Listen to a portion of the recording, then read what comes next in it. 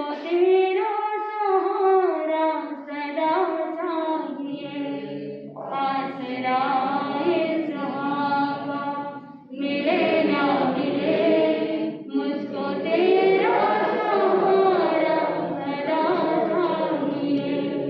चांद तारे गगन में दिखे ना दिखे, मुझको तेरा सहारा सदा चाहिए।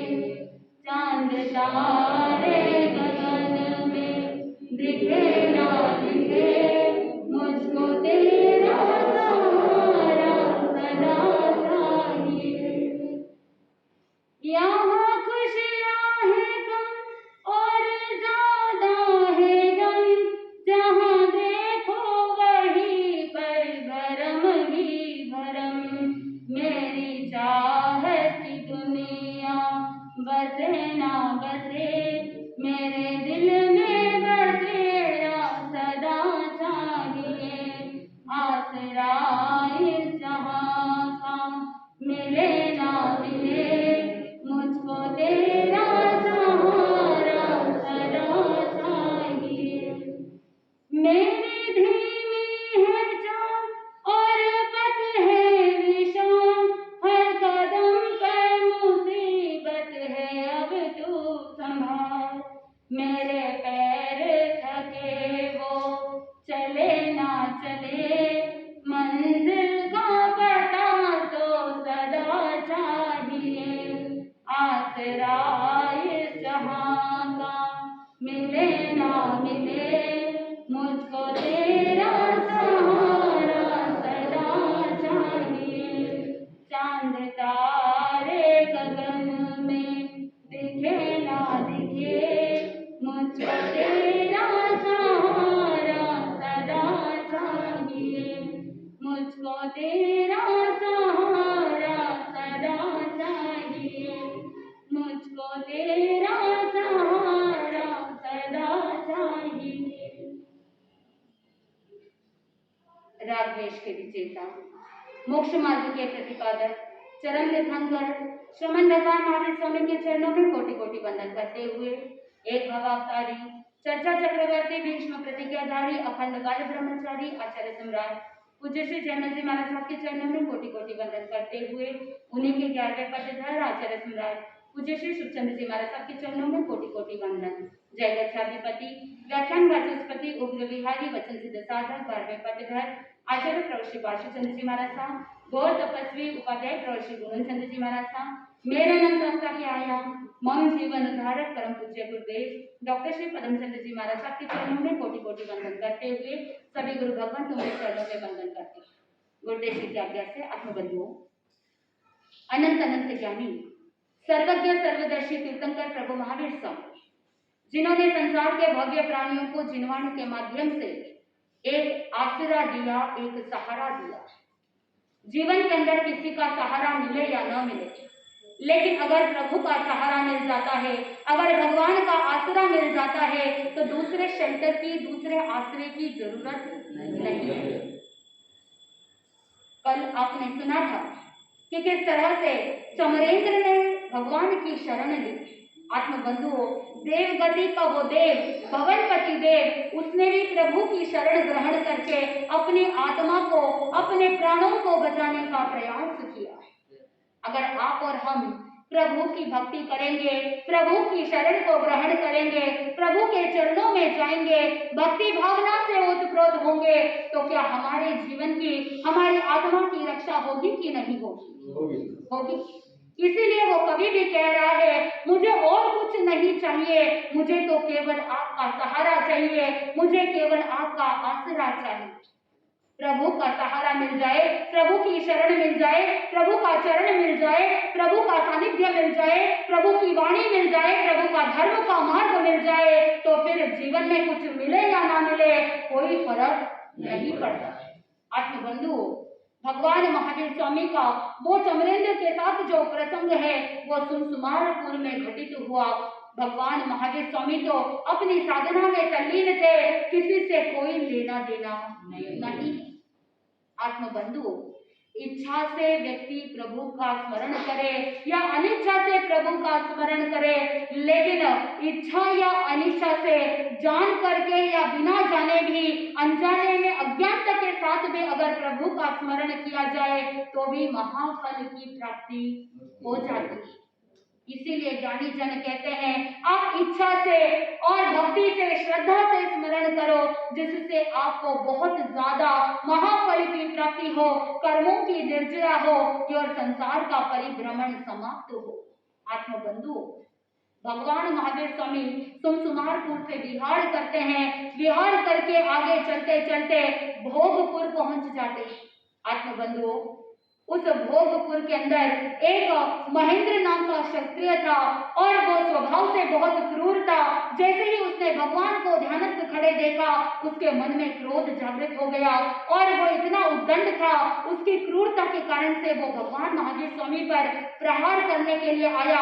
लेकिन संयोग देखिए कि भगवान महावीर स्वामी की सेवा में सनत कुमारेंद्र आया हुआ था और उसने जैसे ही देखा महेंद्र क्षत्रिय भगवान पर प्रहार करने के लिए दौड़ रहा है, तो उन्होंने वहां पर उसे रोक दिया और उसे रास्ते से हटा दिया।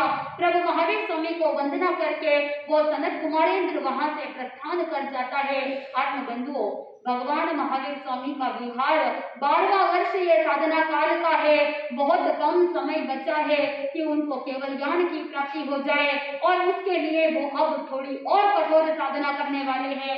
भोगपुर से विहार करके भगवान नंदी गांव में पहुंचते हैं और उस नंदी गांव में एक ग्वाला भी भगवान महावीर स्वामी पर प्रहार करने के लिए आगे तैयार होता है, लेकिन वहां इंद्र की सावधानी से वो वहां रास्ते से हटा दिया जाता है। भगवान महावीर स्वामी भोगपुर से नंदी गांव से मेढक गांव पहुंचते हैं। मेढक गांव से आगे चल करके भगवान कौशाम्बी नगरी पहुंच जाते हैं।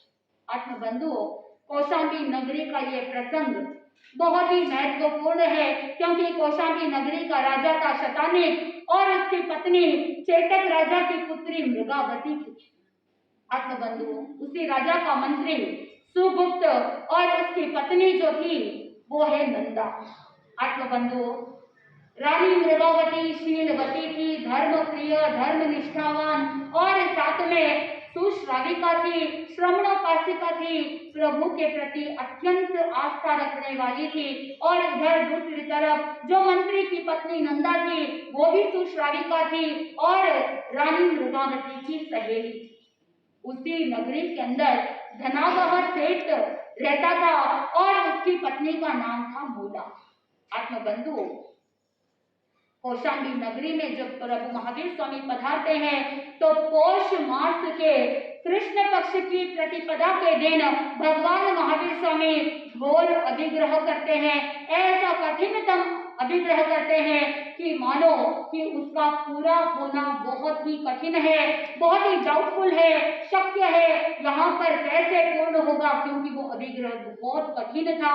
क्या अभिग्रह भगवान ने ग्रहण किया था? भगवान महावीर स्वामी का लक्ष्य था कि उनके जो 4 घाती कर्म क्षय होने बाकी है उन घाती कर्मों को नाश करना है।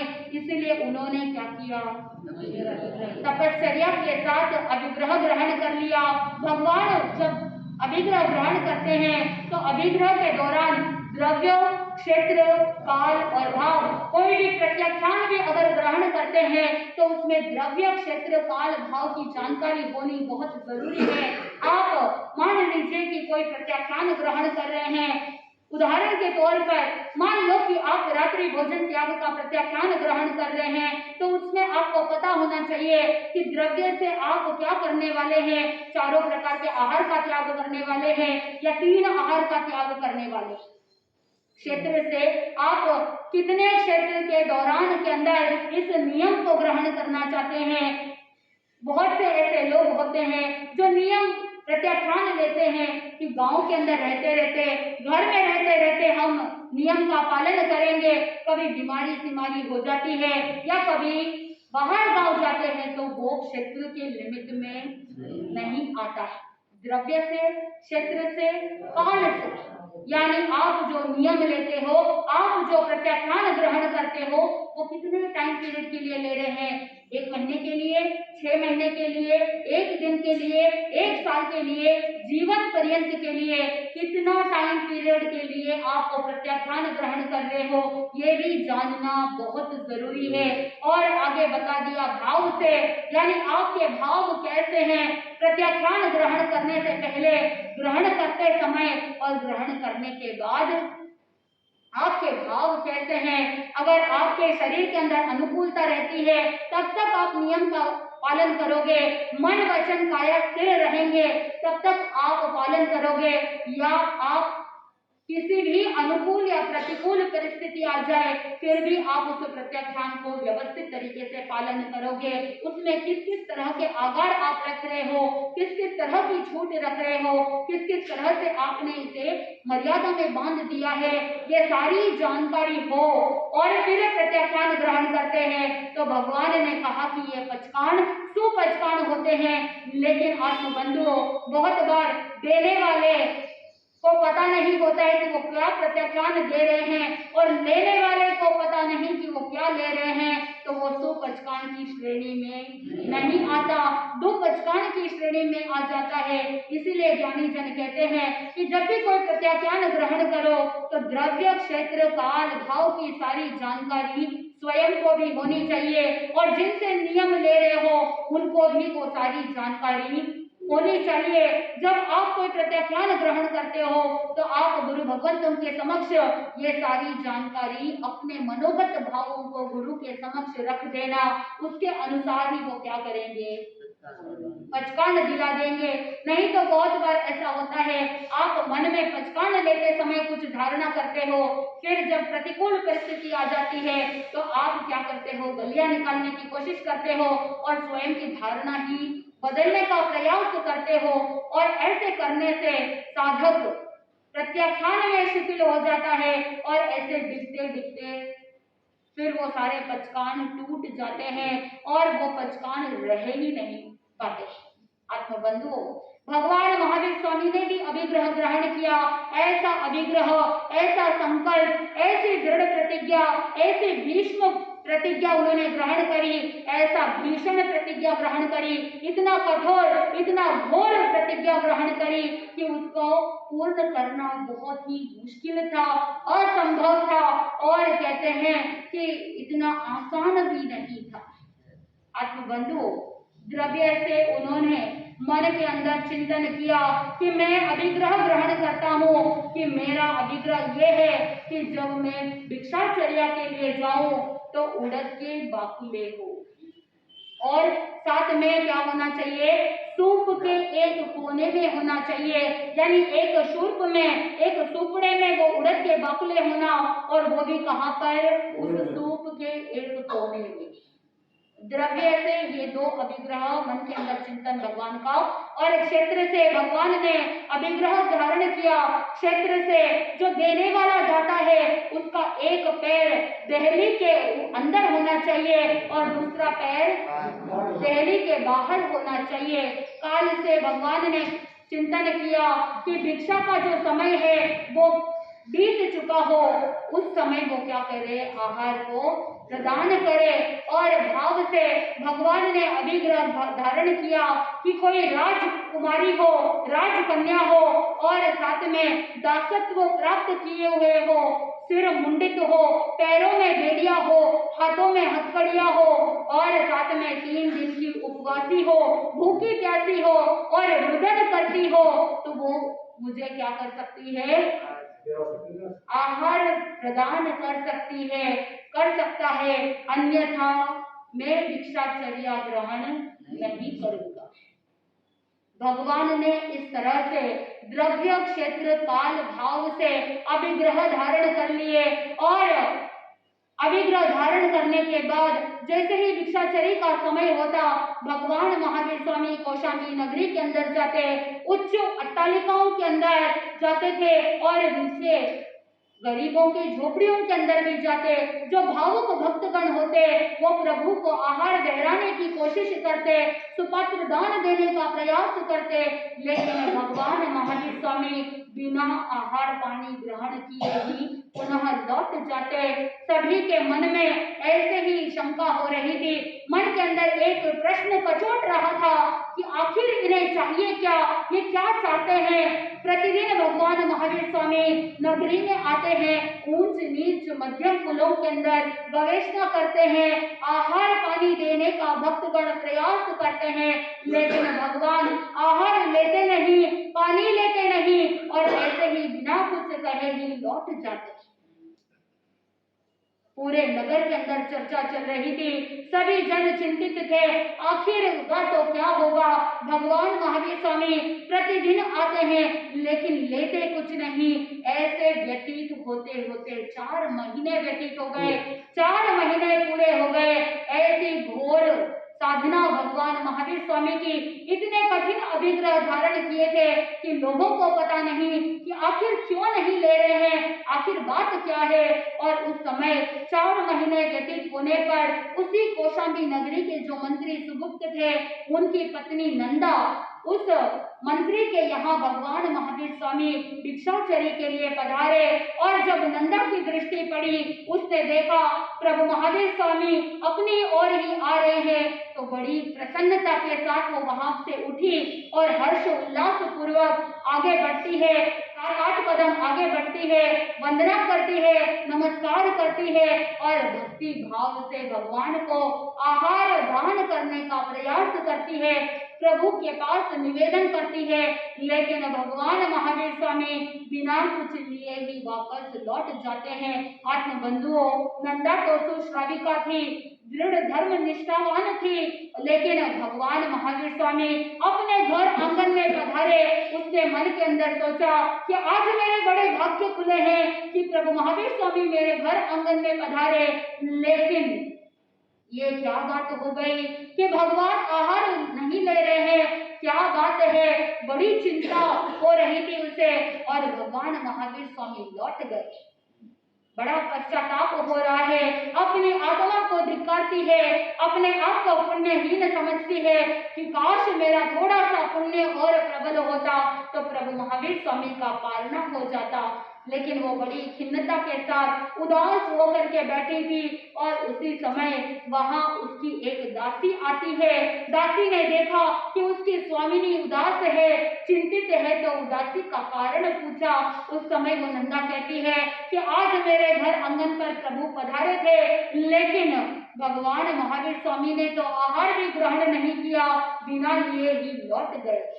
इसीलिए मैं बड़ी उदास हूँ, बहुत चिंतित हूँ, आज मेरे कैसे अंतराल कर्मोदय के अंदर आए। उस समय वो दासी कहती है, अरे हे देवी, हे स्वामिनी, आप क्यों चिंता करती हो, ये तो प्रतिदिन यहाँ आते हैं, आज नहीं 4 महीने से आ रहे हैं, प्रतिदिन भिक्षाचर्या के लिए आते हैं, लेकिन बिना कुछ लिए ही वापस लौट जाते हैं। इसलिए आप चिंता मत कीजिए। पूरे नगर के अंदर ये चर्चा चल रही है, सभी लोग चिंता कर रहे हैं, लेकिन चिंता करने से उनको कोई उपाय सूझ नहीं रहा।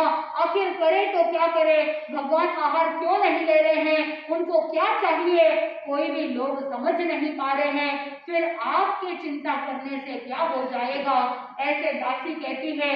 दासी की बात सुन करके वो नंदा और ज्यादा चिंतित हो जाती है, अधिक परेशान हो जाती है। अरे मैं तो यही सोच रही थी कि भगवान महावीर स्वामी आज भिक्षाचर्या नहीं ले रहे हैं, लेकिन भगवान तो 4 महीने से आहार ग्रहण नहीं कर रहे हैं, 4 महीने से उपवासी है, कैसे इनका पूर्ण होगा। निश्चित रूप से भगवान महावीर स्वामी ने कोई कठोर अभिग्रह धारण किया है, इसीलिए वो आहार ग्रहण नहीं कर रहे हैं। लेकिन अब कैसे पता चले, कैसे जाना जाए कि भगवान महावीर स्वामी के कौन से अभिग्रह धारण किए हुए हैं। और उसी समय ऐसे सोच विचार के अंदर डूबी हुई बैठी रहती है और उसी क्षण उसका पति मंत्री सुगुप्त राज्य महालय से वापस लौट करके घर आता है, अपनी पत्नी को दुखी देख करके पूछता है कारण। और उसी समय वो नंदा कहती है नंदा कहे कुछ उससे पहले ही वो सुगुप्त मंत्री पूछता है, हे प्रिय, आज तुम्हारे शरद पूर्णिमा के चंद्र के ऊपर जैसे ग्रहण की कालीमा छाई हुई रहती है, ठीक वैसे ही तुम्हारे चेहरे पर ये दुख उदासी का ग्रहण क्यों लगा हुआ है? आखिर कारण क्या है? क्या किसी ने तुम्हारी अवहेलना की है? क्या किसी ने तुम्हारी बात नहीं मानी? क्या किसी ने तुम्हारा अपमान किया है, या मेरे से कोई भूल हो गई है? तुम बताओ, आखिर बात क्या है? तुम क्यों उदास हो? उस समय वो नंदा कहती है अपने पति से कि नहीं नहीं, ऐसी कोई बात नहीं, बस वास्तव के अंदर मैं चिंतित इसीलिए हूँ कि भगवान महावीर स्वामी आज हमारे घर आहार के लिए पधारे थे, भिक्षाचरी के लिए पधारे थे, लेकिन भगवान कुछ लिए बिना ही लौट गए। लगता है 4-4 महीने से उन्होंने आहार ग्रहण नहीं किया।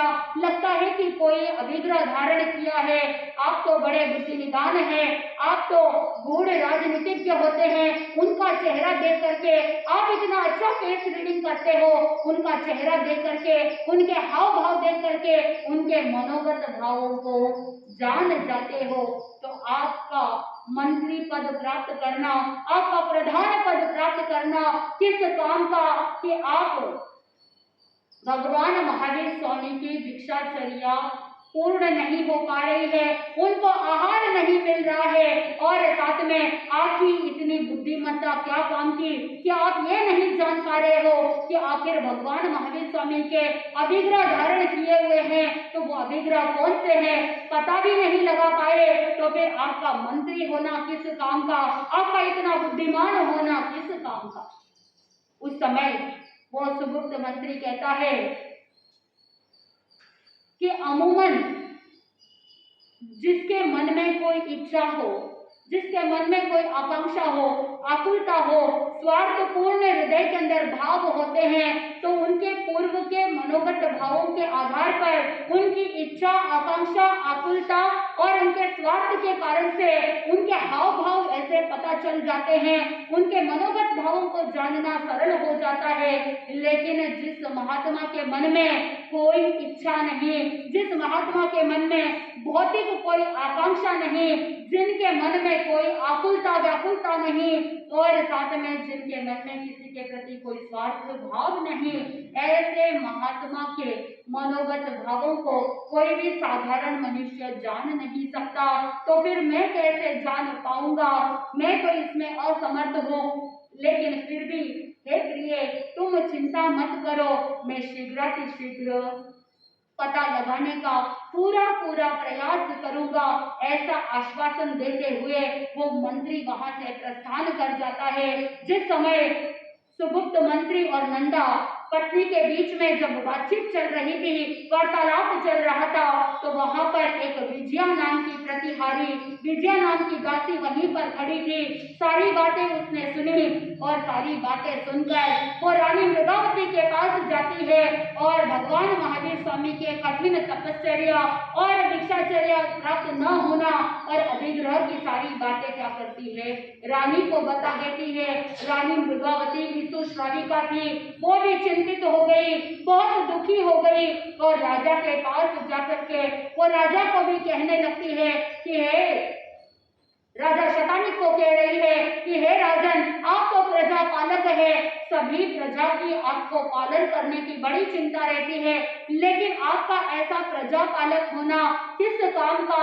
आप सभी की चिंता करते हो, सभी के बारे में सोचते हो, लेकिन आपकी ही नगरी के अंदर भगवान महावीर स्वामी को 4-4 महीनों से आहार पानी प्राप्त नहीं हो रहा है। उन्होंने इतने कठोर अभिग्रह धारण किए हैं, लेकिन अभी तक उनका अभिग्रह पूर्ण नहीं हुआ। आप तो शासन पालक है, आप तो नायक है, आप तो जान सकते हो, लेकिन आपका ये राजत्व किस काम का कि आपने किसी सामंत को नियुक्त नहीं किया, किसी शास्त्री को, किसी ज्ञानी को नियुक्त नहीं किया, ताकि ये जान सके कि भगवान महावीर स्वामी ने आखिर अभिग्रह धारण किए हैं तो क्या किए हैं, कैसे किए हैं, कैसे अभिग्रह पूर्ण होगा, ये पता लगाना चाहिए। राजा शतानिक भी जानता था कि ये अभिग्रहों को जान पाना बहुत ही असंभव है, किसी को पता नहीं चल सकता, क्योंकि जब भी कोई अभिग्रह धारण किया जाता है तो शिष्य अपने गुरु को एक पर्ची में लिख करके देते हैं और उस पर्ची को गुरु क्या करते हैं, फोल्ड करके अपने सिरा पे रख देते हैं। किसी के सामने अभिग्रह को प्रकट नहीं किया जाता और बोल करके भी नहीं बताया जाता कि मैंने अमुक अमुक अभिग्रह को धारण किया है। बोल करके अभिग्रह पूर्ण होते नहीं। सच्चे अभिग्रह तो वो होते हैं कि जिसके बारे में कुछ किसी को जानकारी नहीं होती है, सहसा वो संकल्प पूर्ण होता है। अंतराय कर्म जब क्षय हो जाते हैं, अंतराय कर्म जब मंद हो जाते हैं और पुण्य अगर प्रबल हो तो सारे अभिग्रह सहजता के साथ ही पूर्ण हो जाते हैं। लेकिन अगर किसी के जीवन में कोई अंतराय आ रही है, अगर किसी के जीवन में किसी कारण से किसी कार्य में बाधा आ रही है, तो एकमात्र सरल उपाय है अंतराय को तोड़ने के लिए। पूज्य गुरुदेव डॉक्टर श्री पदम चंद्र जी महाराज साहब कहते हैं कि अगर कोई साधक अभिग्रह युक्त तपस्या करता है तो उसकी अंतराय शीघ्र टूट जाती है। तो भगवान महावीर स्वामी तो गुरुओं के गुरु थे, देवों के भी देव थे, तो उनके अभिग्रह किसी के सामने प्रकट तो हो ही नहीं सकते। अब राजा को भी पता था कि भगवान के अभिग्रह के बारे में किसी को पता कैसे चलेगा, फिर भी उन्होंने रानी को आश्वासन दिया कि आप चिंता मत कीजिए, आप दुखी मत होइए, हम शीघ्र उनके अभिग्रहों के बारे में जानने की सारी व्यवस्था करते हैं और साथ में ये भी व्यवस्था करेंगे ताकि भगवान का पालना हो जाए। भगवान महावीर स्वामी आहार पानी की दीक्षा ले ले। आत्मबंधुओं, आश्वासन देने के बाद राजा शतानिक अपने मंत्री को बुलाते हैं, सुगुप्त को बुलाते हैं और कहते हैं कि तुम जाओ और पता लगाओ आखिर भगवान महावीर स्वामी के कठोर अभिग्रह क्या है, कैसे उनको जाना जा सकता है। सारी बात पता लगाने के लिए कही और उस समय वो मंत्री कहता है कि राजन, मैं भी इसी बात के लिए चिंतित हूँ, मैं कैसे जान पाऊंगा, ऐसे तो जान पाना संभव नहीं है। अब राजा शतानिक ने तथ्यवादी नाम के उपाध्याय को नियुक्त किया, बुलाया उस उपाध्याय को जो धर्मशास्त्र को जानने वाले थे, उनको ज्ञान अधिक था। तो ऐसे तथ्यवादी उपाध्याय को बुला करके कहा कि भगवान महावीर स्वामी को 4-4 महीने से आहार पानी उपलब्ध नहीं हुआ है, उन्होंने अभिग्रह धारण किया है, तो आप पता लगाइए कि आखिर में क्या ग्रहण किया गया है। उस समय वो उपाध्याय कहते हैं कि राजन, वैसे तो जो संत होते हैं, जो श्रमण होते हैं, जो तीर्थंकर भगवंत होते हैं, वो अभिग्रह जब धारण करते हैं तो द्रव्य क्षेत्र काल भाव के अनुसार ग्रहण करते हैं। सभी के मनोगत भाव अलग अलग होते हैं। भले ही लिखने के अंदर कुछ भी लिख दो या सोचने के अंदर कोई एक सेंटेंस भी बोल दो, एक वाक्य भी बोल दो, लेकिन सभी साधकों के मनोगत भाव और उनकी अपेक्षाएं अलग अलग होती है। कोई किस अपेक्षा से व्रत को ग्रहण करता है, कोई किस अपेक्षा से नियम को ग्रहण करता है। इसीलिए ये जान पाना बहुत मुश्किल है कि उन्होंने अपने भीतर से किस भावों से, किन अपेक्षाओं से उन्होंने अभिग्रह को धारण किया है। आत्मबंधुओं, वाक्य एक हो सकता है, शब्द एक हो सकता है, लेकिन उसके अर्थ अलग अलग घटित हो सकते हैं क्योंकि सभी की अपेक्षाएं अलग अलग होगी। तो वो उपाध्याय शास्त्री कहता है कि जान पाना बहुत कठिन है, क्योंकि साधु जब अन्वेषण करके आहार पानी ग्रहण करते हैं तो अभिग्रह को पूर्ति करने के लिए उनकी अपेक्षाएं अलग अलग होती है। इसीलिए ये जान पाना बहुत ही मुश्किल है। मैं इसमें समर्थ नहीं हूँ। आत्मबंधुओं, जब राजा शतानिक को पता चला कि किसी के पास ऐसा सामर्थ्य नहीं कि अभिग्रहों को पता लगा सके, उस समय राजा शतानिक ने पूरे नगर के अंदर सभी जितने भी जनता थी सभी को आहार पानी बहराने का, भिक्षाचर्या का सारा विधि विधान सभी को अवगत कराया। सभी को इसके बारे में जानकारी दी गई कि जिस समय भगवान महावीर स्वामी भिक्षाचर्या के लिए आए तो ये सारी चीजें ध्यान में रखनी है और ध्यान रखना है कि प्रभु के अभिग्रह पूर्ण हो जाए, आहार पानी बहराने का पूरा पूरा लाभ प्राप्त हो। इस तरह से पूरे नगरी के जितने भी जनता थी सभी को भिक्षाचर्या के विधि विधान बता दिए गए। लेकिन फिर भी जब भी भगवान महावीर स्वामी भिक्षाचर्या का समय होता, कौशाम्बी नगरी के अंदर पधारते, फिर भी आहार पानी लिए बगैर ही वापस लौट जाते। अब ऐसे करते करते 5 महीने 25 दिन व्यतीत हो गए।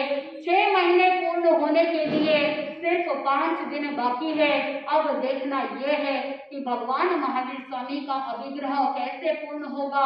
उन्होंने जो अभिग्रह धारण किए हैं वो पूर्ण होने के अंदर किस किस तरह के प्रसंग बनते हैं। भगवान महावीर स्वामी का ये सारा अभिग्रह पूर्ण चंदन बाला के द्वारा होगा। चंदन बाला आखिर राजकुमारी लेकिन दासी कैसे बनी, उनके जीवन का वृतांत क्या है। कर्ण कभी किसी को छोड़ता नहीं। एक टाइम पीरियड में राजकुमारी थी लेकिन कर्म के मारे क्या बन गई, दासी बन गई। राजकुमारी चंदना जैसी भी बाजार के अंदर बिक जाती है तो फिर आप और हम किस खेत की मूली। आत्मबंधुओं, जो चंदन बाला आगे चल करके भगवान महावीर स्वामी की प्रथम साध्वी बनने वाली है और साध्वी प्रमुखा बनने वाली है, और चंदन बाला आर्या के नीचे बहुत से साध्वियां होने वाली है जिनको चंदन बाला महासती बन करके मार्गदर्शन देने वाली है। और प्रभु महावीर स्वामी का शासन प्रारंभ होने वाला है। किस तरह से भगवान का पालना होगा, किस तरह से देव भी इस 6 महीने से 5 दिन कम घोर तपस्या की प्रशंसा करते हैं और पंच दिव्य वृष्टि करते हुए कैसे पूरे नगरी के अंदर सभी लोगों के लिए वो चंदन बाला पूज्य बन जाती है। धनावह सेठ के यहाँ चंदन बाला रहती है, लेकिन पहले राजकुमारी थी चंपा नगरी की, लेकिन कर्मों के मारे वो एक जगह से दूसरी जगह से तीसरी जगह ऐसे करते करते कौशाम्बी नगरी में उस धन्ना सेठ के यहाँ आती है। लेकिन मूला सेठानी जो होती है वो किस तरह से चंदन बाला को प्रताड़ित करती है। घने शेष राशि थी लेकिन मूला ने पूरा सिर मुंडवा दिया। आखिर ऐसे क्या प्रसंग बने, वहम कैसे उसके मन में पड़े। और साथ में बताया जाता है कि उसे काल कोठरी के अंदर 3 दिन के लिए बंद कर दिया और वो कैसे प्रभु महावीर स्वामी को याद करती है। आत्मबंधु, अगर भक्ति से याद करे तो भगवान को आना ही पड़ता है। अब चंदनमाला की भक्ति के अंदर वो पावर था कि वो उसे सुपत्र दान देने का अवसर मिल गया। प्रभु महावीर स्वामी पधार गए और किस तरह से अभिग्रह पूर्ण होते हैं ये बहुत ही रोचक प्रसंग है और साथ में रोमांचित कर देने वाला प्रसंग है कि किस तरह से चंदन बाला के साथ किस किस तरह की घटनाएं घटती है। और साथ में हमें यह भी जानने को मिलेगा कि भगवान महावीर स्वामी 12वां चातुर्मास कहाँ करने वाले हैं। 12वें चातुर्मास के बाद भगवान महावीर स्वामी की वो कठोर साधना अंतिम चरण की ओर पहुंचने वाली है और रिजु बालिका नदी के किनारे भगवान को केवल ज्ञान की प्राप्ति होने वाली है। तो हम शीघ्र प्रभु के केवल ज्ञान कल्याण को भी सुनने का प्रयास करेंगे तो आत्मा को आनंद की प्राप्ति होगी। इसी मंगल भावना के साथ आनंद बोलिए श्री जैन धर्म की जय।